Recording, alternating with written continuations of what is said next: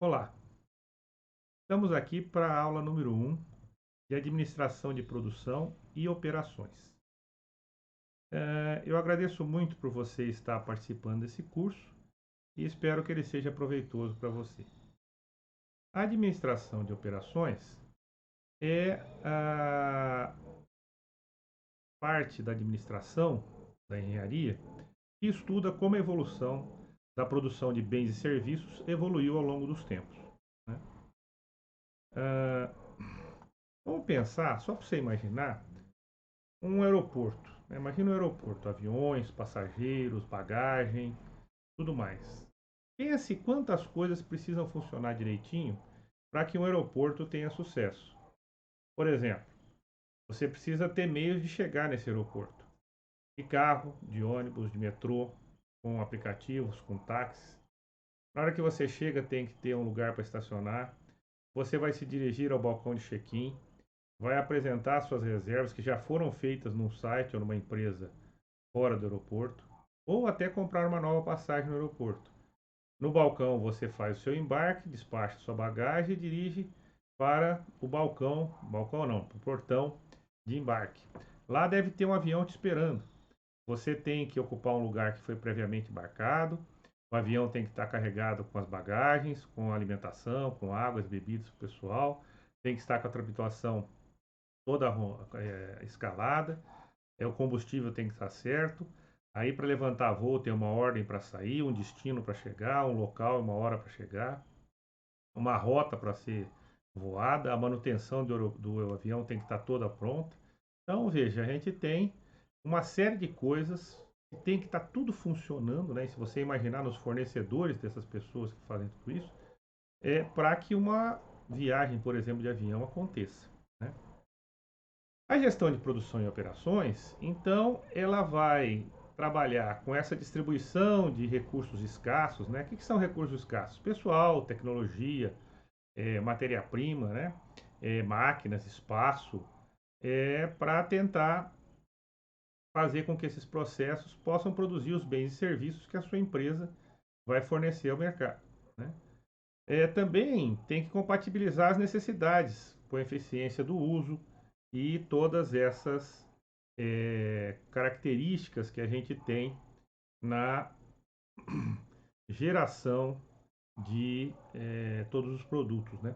E a empresa tem que fazer isso de uma certa forma que ela ganhe dinheiro, que tenha o resultado, né? Que aquilo seja bastante proveitoso, né? Tem cachorro aqui perto, vocês já estão ouvindo, né?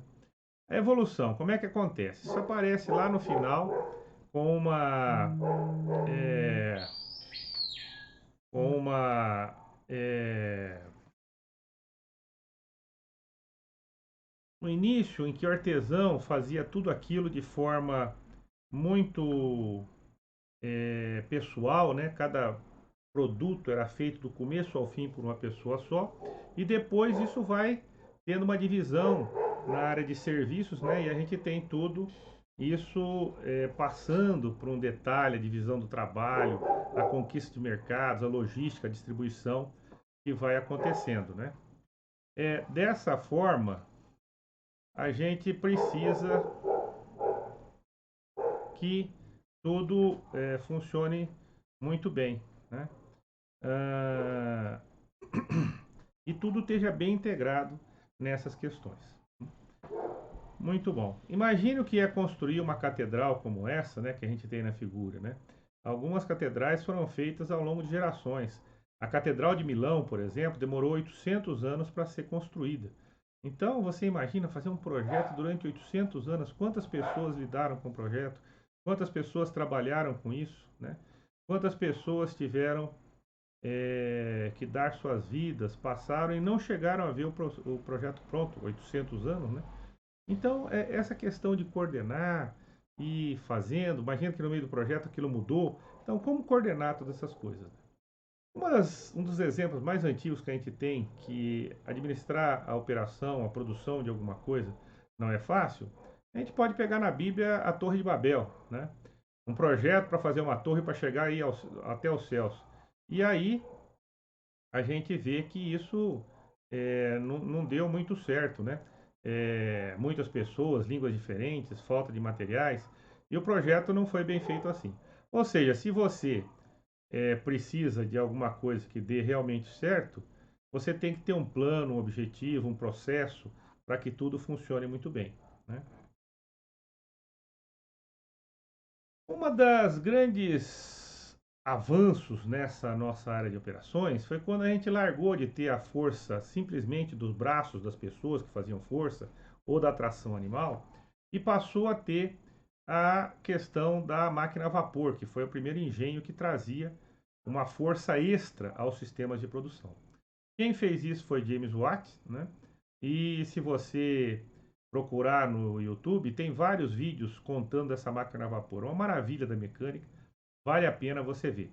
A gente tem o desenho dela aqui e todo o trabalho de Watt para fazer com que ela funcionasse bem. Eu vou deixar o link para você assistir esse vídeo, tá? Outra questão interessante foi com o Eli Whitney.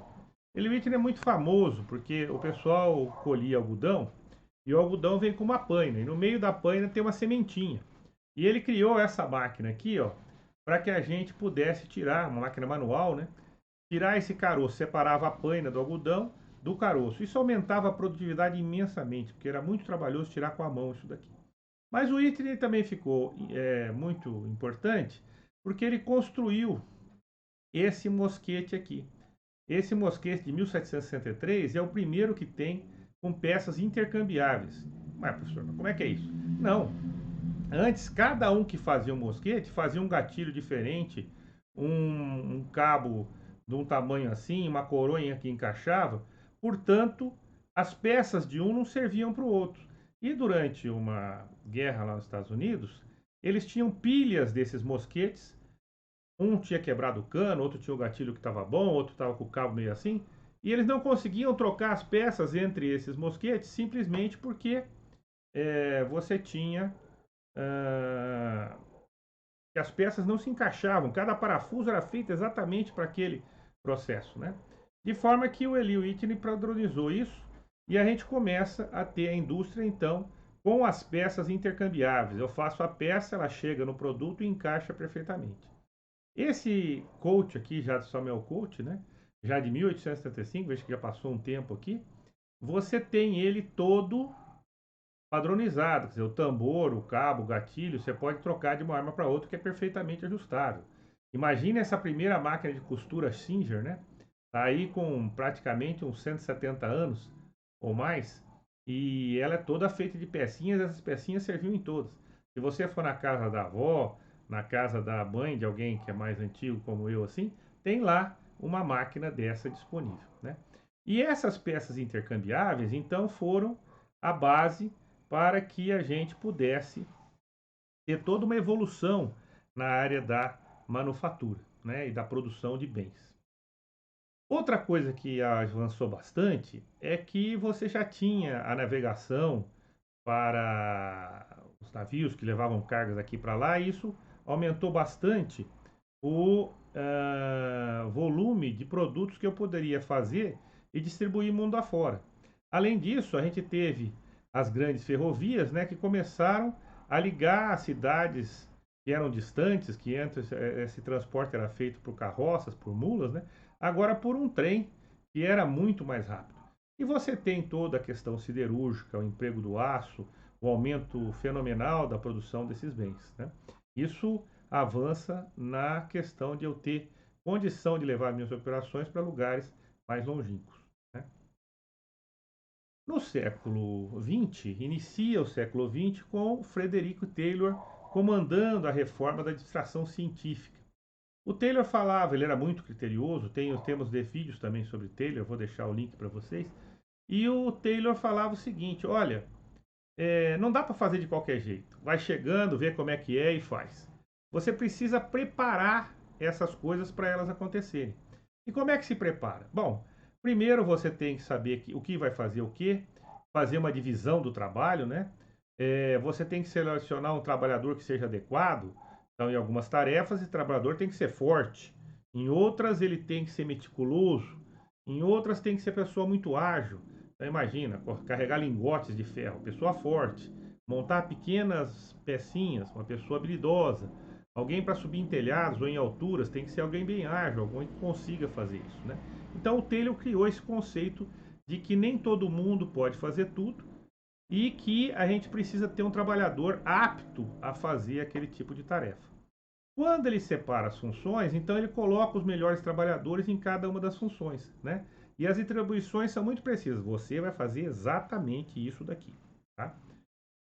Com isso, ele predetermina quais são as tarefas que as pessoas têm que fazer e, inclusive, pode dar prêmios para elas se elas atingirem o objetivo que foi determinado, né?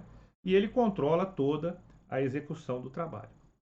Quem se beneficiou muito disso foi Henry Ford, né, que criou o modelo T, esse carro. Também tem vídeo dele, vamos deixar para vocês verem aí, né? E o Henry Ford, na sua fábrica, né, ele criou a linha de montagem móvel. O que é essa linha de montagem móvel? É aonde a peça anda e o trabalhador fica parado. Ah, mas linha de montagem foi ele que criou? A linha de montagem móvel, sim. A linha de montagem, não. A linha de montagem já existia desde o Arsenal de Veneza. O pessoal de Veneza ganhou muito dinheiro transportando por navios as cargas e as tripulações da Europa para o Oriente Médio, né? E o Arsenal de Veneza, que tinha uma infinidade de navios, conseguia montar um navio muito rapidamente, mas a linha de montagem era fixa. Você trazia, colocava o navio num local e as peças iam chegando para compor esse navio no seu detalhe. Muito bem. O Henry Ford então coloca essa linha de montagem móvel, ele pode dar uma cadência, né? Tem uma correia que vai puxando e vai fazendo com que isso apareça. Aqui tem um croquis da linha de montagem do Ford, ele fazia realmente muitos carros. Foi um sucesso. Esse modelo T dele era vendido por menos de $500 na época, né? Mas aí a coisa vai mudando e aparece concorrência, né? O Ford ganhou muito dinheiro com seus carros, mas outros concorrentes apareceram. Um deles foi a GM. E a GM abriu um mercado onde o Ford não dava muitas opções. O Ford falava o seguinte: olha, você pode ter qualquer tipo de carro, desde que a cor dele seja preta, né? A Chevrolet e a GM passam então a criar modelos mais estilosos, mais bonitos, com cores diversas e começam a ganhar o mercado. Esse é um grande avanço, mas acaba não sendo tão bem percebido porque você tem a quebra da bolsa em 1929 e com isso você tem uma pouca percepção desses avanços que acontecem, né? Outras pessoas que colaboraram bastante para a área de produção foram o casal Gilbert. Aqui a gente tem a Lillian Gilbert, né? E eles criaram estudos muito interessantes no rendimento do trabalho, na maneira correta de se fazer as coisas, né? E você, se procurar um pouquinho mais sobre o Gilbert, você vai ver que eles criaram um conceito interessante, que era de minimizar o esforço necessário para um operador fazer um determinado serviço. Nesse sentido, eu vou pegar um exemplo muito simples, né? Imagine uma construção, uma obra onde pedreiro assenta tijolo, né? Como é que ele faz? Quando a parede está bem lá embaixo, perto do alicerce, ele fica agachado, pegando um tijolo, botando massa e vai subindo a parede. Conforme a parede sobe, o que acontece? Esse pedreiro continua colocando tijolos, mas ele tem que toda hora abaixar, pega um tijolo, põe lá no lugar, passa a massa. Conforme a parede fica mais alta, ele vai se esticando, pode ter um andaime, né? Mas o que eles propuseram é o seguinte: imagine se tivesse uma plataforma onde o ajudante do pedreiro fosse colocando os tijolos sempre na altura de trabalho do pedreiro, ou seja, os movimentos do pedreiro agora se alimentariam a não mais abaixar, mas simplesmente alcançar um tijolo, trazer e colocar no lugar. Isso dá uma eficiência muito grande. Do outro lado da figura, da nossa slide, né, nós temos o Elton Maio. O Elton Maio fez descobertas muito interessantes. Ele foi trabalhar numa fábrica de componentes elétricos. E existia uma ala onde as moças montavam esses aparelhos, né? Ele falou assim: será que eu consigo estimular essas moças a produzirem mais? E vamos tentar algumas coisas. Aumentou a iluminação, ficou mais claro, as moças gostaram, produziram mais. Melhorou as janelas, a ventilação, elas também gostaram, produziram mais. Ofereceu lanche para que elas pudessem alimentar melhor e elas produziram mais. Falou: poxa, que legal, eu dou incentivos, o pessoal produz mais. Mas e se eu tirar os incentivos, o que vai acontecer? Bom, muito bem. O que vai acontecer é que ele começou, é o que ele descobriu uma coisa inusitada, né? Ele diminuiu um pouco a luz e as moças produziram mais. Ele tirou os lanches e as moças produziram mais. Ele falou: peraí, alguma coisa está errada. Quando eu dou incentivos, o pessoal produz mais. Tudo bem, isso é esperado. Agora, se eu tiro esses incentivos, o pessoal produz mais. O que está acontecendo? Vamos lá conversar com essas moças. Vem cá, pessoal, eu dei incentivo a vocês, produziram mais. Muito obrigado. Mas quando eu comecei a tirar os incentivos, vocês também produziram mais. O que está acontecendo aqui? Não, sabe o que acontece? Quando a senhora começou a pagar a luz, a gente achou, ixi, a empresa está querendo economizar. Quando o senhor tirou os lanches, a gente pensou, a empresa está querendo economizar mais ainda. Uma empresa que quer economizar pode também precisar cortar os seus funcionários. E a gente não quer ser mandado embora. Então, mesmo com condições um pouco piores do que aquelas que a gente tinha anteriormente, a gente decidiu trabalhar mais para não ser mandado embora. Esse experimento mostrou uma coisa muito interessante. Pela primeira vez, o pessoal começou a ver que o trabalhador pensava, tinha opinião, não fazia simplesmente aquilo que se mandava fazer. E isso é uma coisa muito importante na gestão de operações, porque se você comparar com o Taylor que a gente acabou de falar, o Taylor falava assim: olha, eu mando você fazer, você tem que fazer exatamente o que eu faço, e eu te recompenso se você fizer isso muito bem feito. Agora não, isso mudava. Eu tenho que pensar que meu trabalhador percebe, que ele pensa, que ele tem ideias, que ele pode ser influenciado pelo ambiente, essas coisas todas. E para eu conseguir motivar esse trabalhador, eu tenho que ser um pouquinho mais criativo, né? Nesse sentido, então, a gente tem a evolução das operações, né? Logo depois, durante a Segunda Grande Guerra, você teve um avanço muito grande da logística. O que é logística? Logística é você abastecer os pontos que você quer com os suprimentos necessários. E você imagine numa guerra, né? Você vai avançando num país que você quer tomar conta.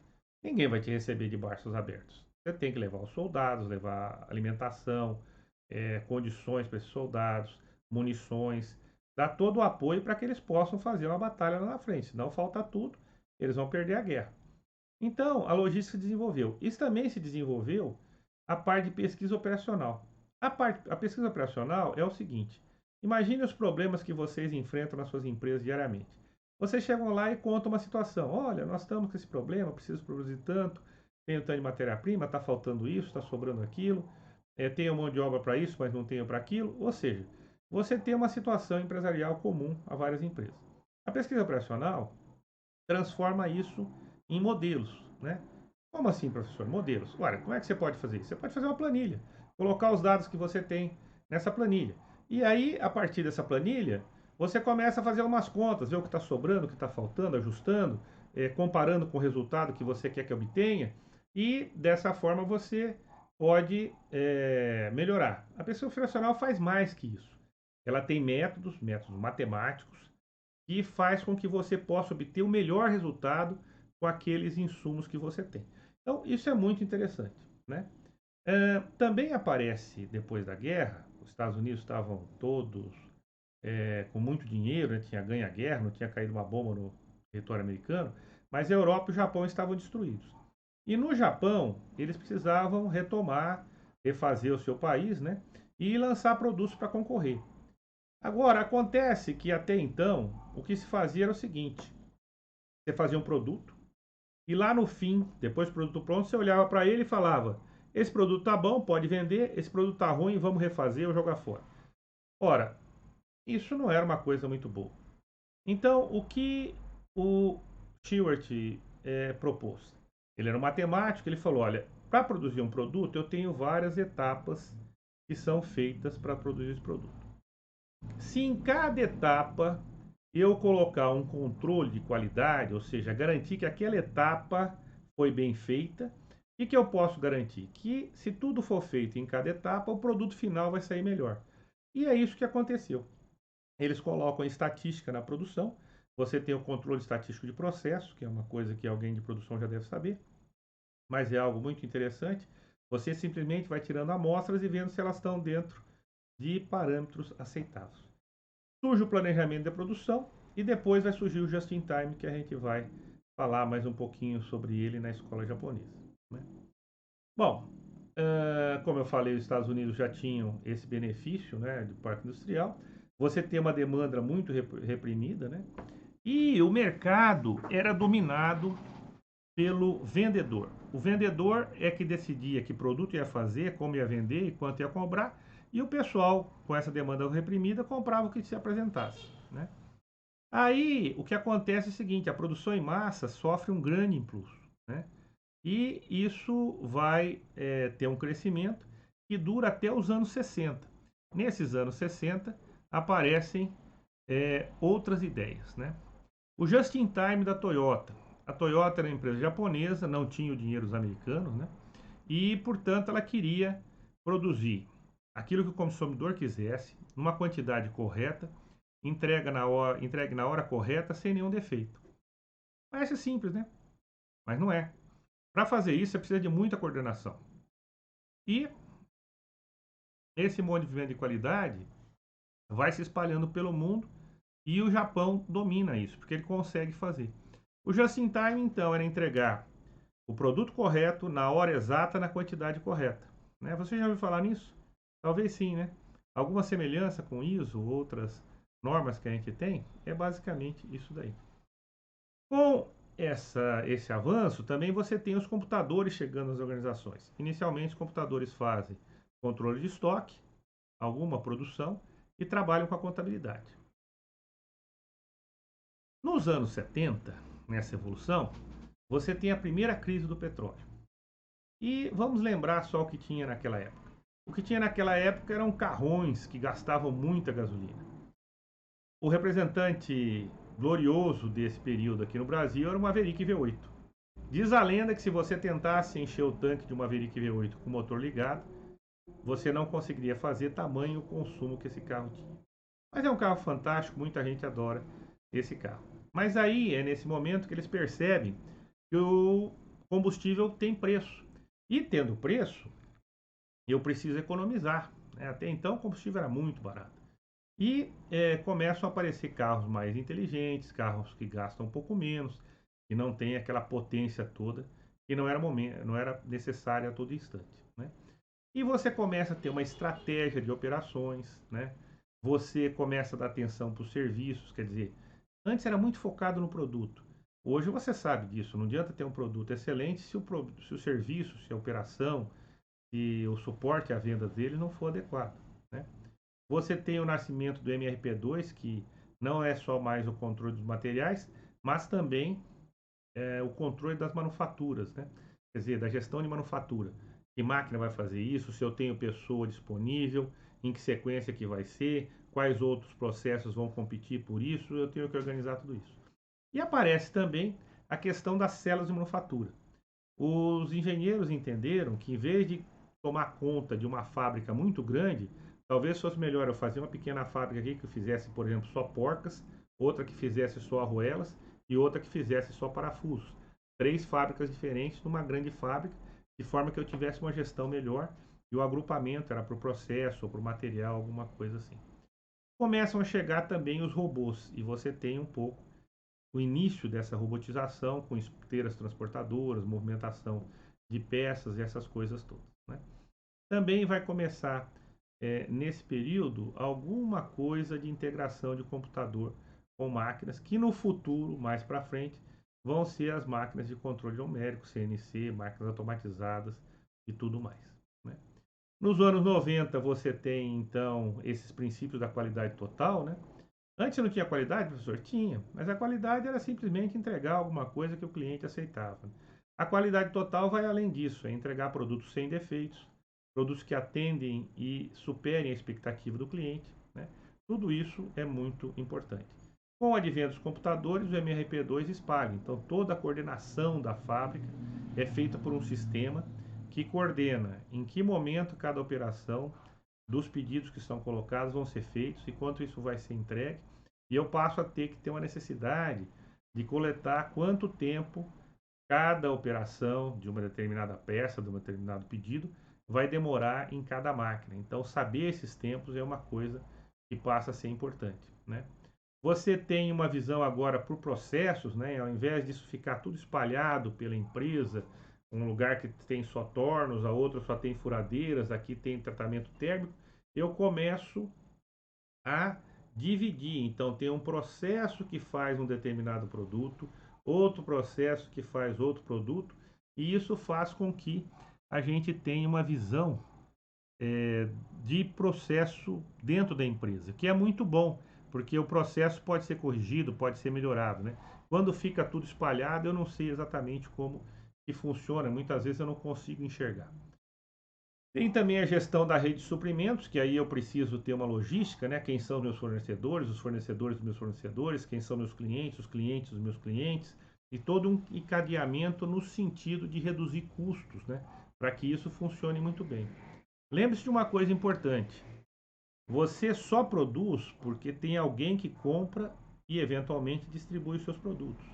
E você só consegue produzir também porque tem um fornecedor que te entrega os insumos que você precisa. Se falhar em qualquer ponta dessa, sua empresa para de produzir os bens ou serviços que ela oferece. Surgem alguns conceitos também interessantes, como Lean Production, manufatura enxuta, manufatura ágil, né? E uma organização virtual, em que por comunicação eu consigo saber não mais que o estoque é aquilo que está na minha mão, mas é o que está na minha mão, mais o que está vindo do caminhão, o pedido que vai ser entregue e encomendas que eu tenho que entregar. Ou seja, tudo isso faz um avanço na visão das organizações. A partir dos anos 2000, né, já faz 20 anos isso, nós temos uma nova economia, né? E aí você passa a ter nesse setor é, novos atores, né? Uma disputa entre custos fixos e variáveis, o pessoal querendo diminuir custo fixo para poder produzir quantidades cada vez menores dos lotes de produção, né? Isso é importante. O pessoal começa a entender que o cliente compra de você uma solução e não um produto. Como é que é isso, professor? Bom, é o seguinte: antes o pessoal vendia a broca, por exemplo, né? Vendo uma broca para você, você faz o que você quiser com ela. Depois eu entendo o seguinte: você precisa de furos. E para fazer furos você pode usar brocas, mas pode usar outras coisas. Hoje em dia, por exemplo, algumas empresas usam corte a laser, né? E isso foi uma transformação muito penosa para algumas empresas. Algumas não sobreviveram ao entender que o produto não é o desejo do cliente, mas o cliente tem ou um problema ou uma necessidade que você precisa resolver. Caso, por exemplo, da fotografia. Antigamente você tinha as máquinas com aqueles rolinhos de fita, de filme, né? Em que você tirava foto, tinha que mandar revelar. Surgiram depois as máquinas digitais. Não eram tão boas assim, mas elas foram crescendo. E hoje você tem os celulares, né? Que tiram fotos com a qualidade muito próxima das fotos profissionais. O que na realidade está por trás da fotografia? A fotografia não vale nada. O que vale é o registro que ela faz do momento. Tanto que mídias sociais cresceram infinitamente em cima disso, o Facebook, o Instagram, eles existem para que as pessoas mostrem, entre outras coisas, os seus momentos, elas gostam de mostrar. O cara faz uma comida bonita, ele tira a foto do prato, põe lá no WhatsApp, põe no Facebook, né? A pessoa quer registrar o momento. Então, a partir de agora, você tem a obrigação de entender que o que você faz não são produtos, mas você resolve problemas e necessidades das pessoas. Se você mantiver foco nisso, você vai conseguir ter um negócio muito mais duradouro, né? Outra coisa que aparece também é que agora, com as informações, com os computadores registrando tudo, eu tenho grande volume de informação. E tendo grande volume de informação, fica tendo uma coisa diferente para ser tratada, né? Imagina comigo. Antigamente o pessoal trabalhava por amostragem. Então, época de eleição, vocês vão lembrar. Ah, entrevistamos 2.000 eleitores em todo o Brasil e as intenções de voto são essas e aquelas. Olha, vem comigo, 2.000 pessoas num universo do tamanho do Brasil, onde a gente tem hoje em volta de 200 milhões de habitantes, você não entrevistou nada. E aí o pessoal sai dizendo que é isso e aquilo. Ora, vamos convenhamos. Hoje em dia, se você põe uma pequena pesquisa aí no Facebook, no WhatsApp, em qualquer coisa, milhares de pessoas respondem essa pergunta para você. Ou seja, a gente está numa mudança muito grande. E isso vai acarretar uma análise de dados muito grande. E tem gente trabalhando nesse setor. Mais para frente a gente vai ver mais informações sobre isso, né? Eu queria falar agora, para a gente terminar, esse quadro que vai resumir bastante do nosso estudo, né? Do que vai. Bom, obviamente todos nós somos cobrados por resultados, né? Para que a gente tenha resultado, a gente precisa entender a visão no negócio, o que eu faço, quem que eu atendo. Temos que também ver a visão do ambiente. Onde é que eu estou, que mercado que eu atendo, está favorável, não está, eu tenho condição de exercer meus preços, a concorrência é muito acirrada. Tem a visão de aprendizagem, o que eu faço, eu sei fazer direitinho, para quem eu vendo, para quem eu não vendo. Então, como é que essas coisas todas funcionam, né? E a visão de mercado, né? Quem são meus concorrentes? É, quais são os mercados que eu vou atingir? É local, é estadual, ou é o Brasil inteiro, ou vou vender para o mundo todo, né? Diante disso, eu amplio a minha visão em que eu tenho um negócio, né? Tenho os mercados que eu quero atingir e tenho o ambiente, né? O negócio, os mercados e o ambiente. Para que isso tudo funcione, eu vou ter que ter recursos e competências, né? Esses recursos e competências vão me permitir ter um desempenho operacional, né? Em termos de qualidade. Qualidade, eu entrego as coisas dentro de um parâmetro que o cliente quer. Se for melhor, o cliente gosta mais da qualidade. Mas isso tem que estar a um custo adequado, porque estando a um custo adequado, significa que eu entrego qualidade e o cliente está pagando aquilo que ele está disposto a pagar. Ele faz negócios comigo. Mas pode ser que eu tenha necessidade de mudar. E ao ter necessidade de mudar, eu tenho que ser flexível. Sempre é capaz sempre a gente pode sempre mudar. Mas mudar pode ter um custo muito alto, né? Ser flexível significa mudar tendo um custo de mudança baixo. Além do mais, tem a questão da velocidade. Velocidade com que eu entrego os produtos e serviços aos meus clientes, né? Do momento que ele me pede até que eu entregue. Quem entrega mais rápido tem vantagem no mercado. Se eu fizer tudo isso daqui muito bem feito, eu vou conseguir a confiabilidade do mercado, né? Portanto, a gente vê que eu quero resultados, preciso ter uma estratégia para o meu negócio, os mercados que eu vou trabalhar, o ambiente que pode me dar oportunidades ou restrições e uma gestão estratégica de operações, né? Além disso, tudo isso vai ser medido pelo meu desempenho operacional com base nos concorrentes. A gente tem o benchmark, né? Benchmark é a palavra que o pessoal usa para falar o seguinte: você se comparar com os seus clientes, o que o cliente estiver fazendo bem, você vai lá e copia, né? Então, as empresas fazem muito isso. Alguém lança um produto, todo mundo começa a comprar esse produto, os concorrentes vão lá e copiam as técnicas, as práticas, o jeito daquele produto para conseguir ganhar o mercado. Dessa forma, então, você veja que a gente tem tudo isso para pensar na operação de uma empresa, né? Quer ela produza bem e serviço. E você tem então os recursos e competências, né? A, a estratégia de operações, né? Que a gente tem aqui. Tem as redes de operações, aonde eu vou coordenar com os meus clientes, com os meus fornecedores. Tem os pacotes de valor, que é isso que eu entrego, né? É o que eu entrego para o meu cliente: qualidade, custo, flexibilidade, velocidade e confiabilidade. Os clientes vão comprar de mim olhando para essas características assim, né? Depois eu tenho as medidas de desempenho, quer dizer, se eu estou indo bem com base nesse meu desempenho operacional, né? Essas medidas podem ser essas, você pode ter outros indicadores. Você tem que entregar a qualidade total, quer dizer, superar os seus clientes, ser melhor que os seus concorrentes, ter essa vantagem nítida na cabeça dos seus consumidores. Tem que fazer tudo isso com ética e sustentabilidade, porque hoje em dia, se você não tiver isso, as pessoas vão contra a sua empresa, né? Você tem que ter uma imagem da empresa muito boa. Eu tenho que fazer os produtos e tenho que pensar nos processos que eu vou ter que falar, evoluir os produtos, evoluir os processos.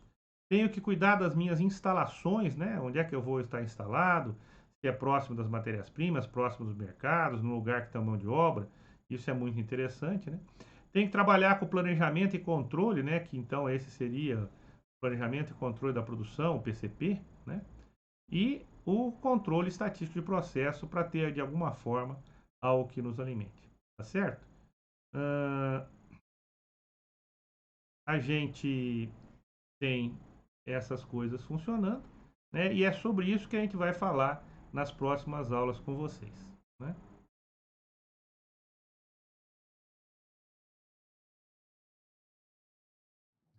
Muito obrigado por assistir os nossos vídeos. A sua atenção é muito importante para nós e esperamos ter ajudado você nos seus conhecimentos. Acompanhe mais informações sobre as nossas publicações e vídeos nos links abaixo desse vídeo.